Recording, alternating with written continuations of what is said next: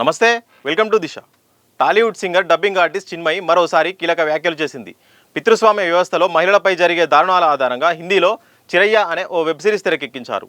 ఈ సినిమాలోని poster share చేసిన చిన్మయి శృంగారం కోసం భార్యను బలవంతం చేయడం అత్యాచారమే అంటూ కామెంట్ చేసింది. చిరయ్యలో మహిళను భర్త శృంగారం కోసం వేధించే సన్నివేశాన్ని సమర్థించే వాళ్లకు ఆడవారి శరీరం గురించి ఏమాత్రం అవగాహన లేదని తెలిపింది. ఇష్టం లేనప్పుడు బలవంతంగా అత్యాచారం చేయడం వల్ల ప్రైవేట్ పార్ట్స్ దెబ్బతింటాయంటూ కీలక వ్యాఖ్యలు చేసింది. పెళ్లి అనేది అవయవాలను డ్యామేజ్ చేసేందుకు ఇచ్చే లైసెన్స్ కాదని నో మీన్స్ నో అంటూ పేర్కొంది. అశ్లీల చిత్రాలను చూసే పురుషులకు మహిళలపై అఘాయిత్యాలకు పాల్పడడం ఒక కళ అని పేర్కొంది.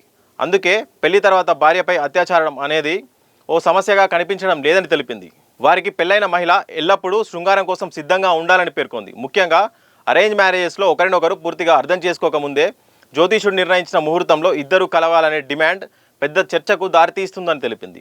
కానీ దానికి అందరూ సిద్ధంగా ఉండరని తెలిపింది. చిన్మయి చేసిన పోస్ట్పై కొందరు పాజిటివ్గా స్పందిస్తే మరికొందరు నెగిటివ్గా స్పందిస్తున్నారు. చాలామంది మహిళలు చిన్మయి చేసిన పోస్ట్పై సమర్థిస్తున్నారు. సమాజంలోని నిజమైన సమస్య ఇది అని కామెంట్ చేస్తున్నారు. మరికొందరు చిన్మయి ఎప్పుడు మగవాళ్ళను టార్గెట్ చేస్తూ పోస్టులు పెడతారని ఫైర్ అవుతున్నారు. ఏ మగాడు కూడా తన భార్య అంగీకరించకుండా ఆమెను బలవంతం చేయడని అంటున్నారు. ఇప్పుడు పరిస్థితులు పూర్తిగా మారిపోయాయని, మహిళలకే ఎక్కువ అనుకూలంగా ఉన్నాయని అంటున్నారు. ముహూర్తాల గురించి మాట్లాడటం కూడా ఒక ప్రాపగండా అని చిన్మయిపై మండిపడుతున్నారు. మరి చిన్మయి చేసిన పోస్ట్పై మీ అభిప్రాయం ఏంటో కామెంట్ రూపంలో తెలియజేయండి. Thank you for watching.